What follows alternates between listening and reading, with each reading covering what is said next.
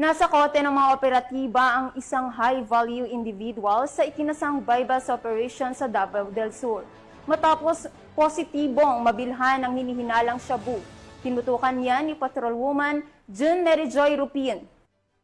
Isang drug personality matapos isinagawa ang buy-bust operation nito lamang Hulyo 17 taong kasalukuyan sa Purok 4, Barangay Southern Paligi, Padada, Davao del Sur.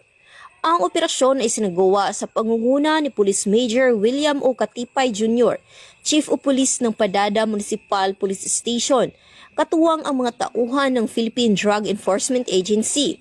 Kinilala ang suspect sa alias na Dol, na isang high-value individual, 48 anyos, at residente ng Purok Madasigon, Barangay 3 de Mayo, Digos City.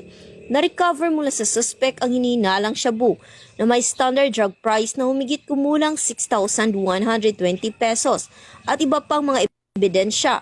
Kasalukuyang nasa kustudiya ng nasabing istasyon ang suspect upang duman sa tamang disposisyon at maharap sa kasong paglabag sa Republic Act 9165 o Comprehensive Dangerous Drugs Act of 2002.